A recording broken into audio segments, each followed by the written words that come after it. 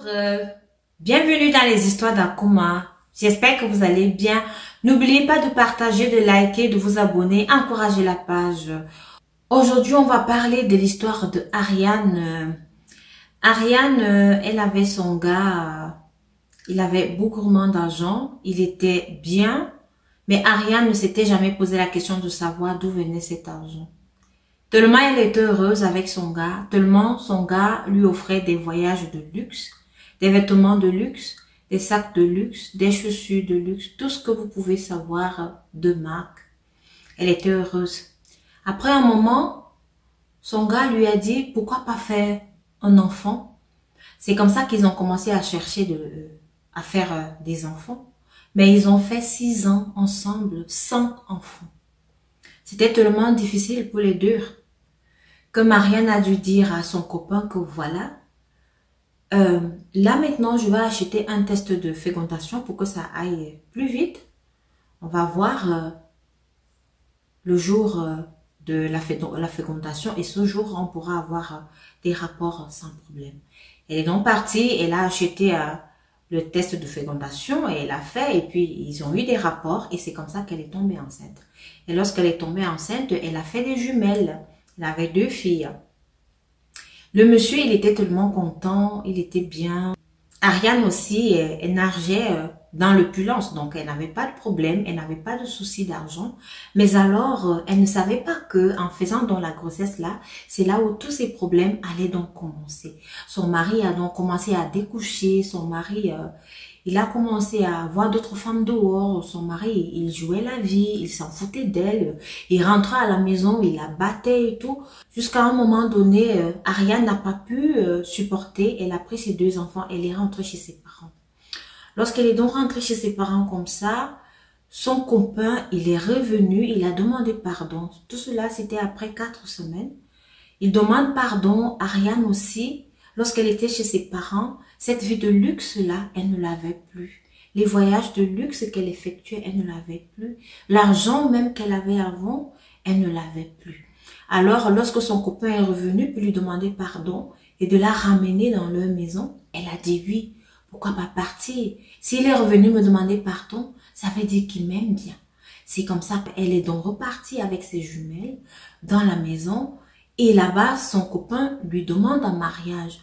Mais Ariane, elle avait un sentiment, elle ne voulait pas tellement, il y avait quelque chose qui lui disait de ne pas accepter, mais elle voulait rester avec son gars, mais elle ne voulait pas se marier. C'est comme ça que son gars lui a dit, non, si tu n'es pas encore prête pour ça, il n'y a pas de souci.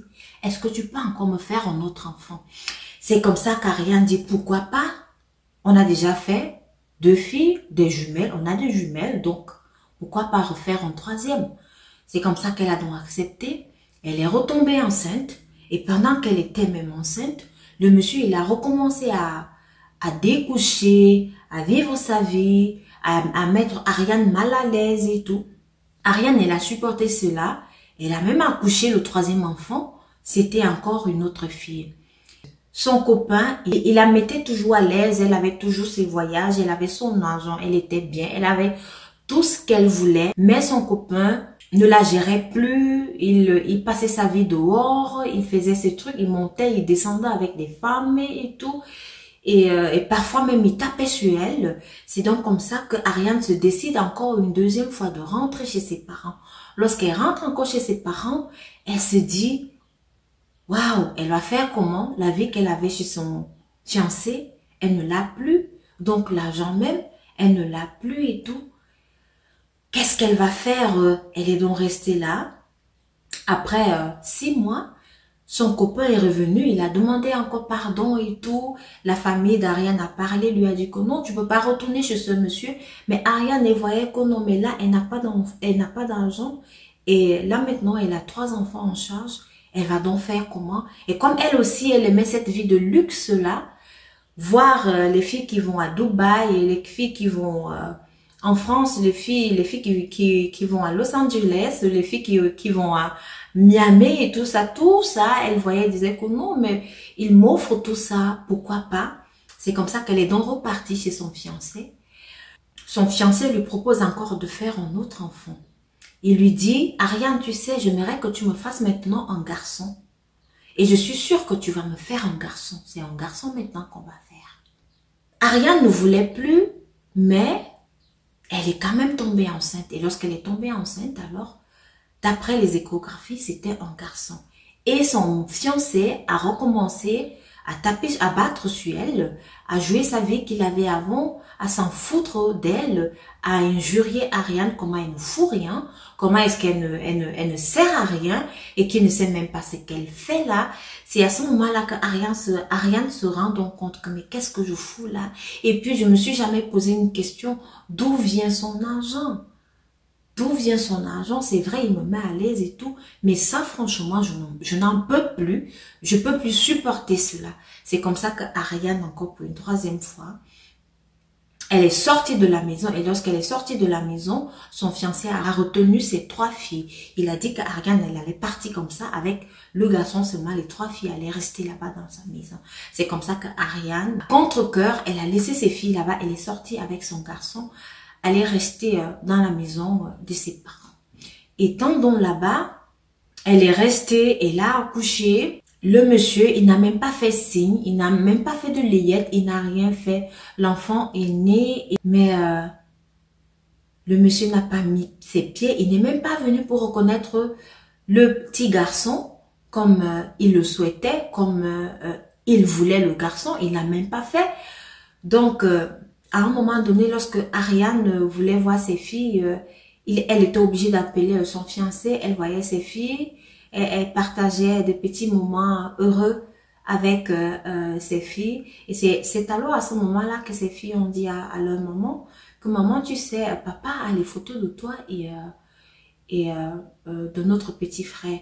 Mais toi, tu dis que papa ne l'a jamais vu, mais il a les photos. C'est comme ça que Ariane a donc demandé à ses filles d'essayer de détruire ces photos-là et ses filles, elles l'ont fait. Après un moment, le fiancé d'Ariane revient et il revient demander pardon comme d'habitude à Ariane. Il dit à Ariane que non, il s'excuse encore, qu'il l'aime tellement, qu'elle peut venir, rester encore à la maison et qu'ils peuvent se marier maintenant solennellement à l'état civil, à l'église et traditionnellement. Mais Ariane, elle a dit non. Elle ne voulait plus. Elle avait déjà rencontré un autre gars qu'elle apprenait à aimer parce qu'elle avait vraiment aimé son fiancé.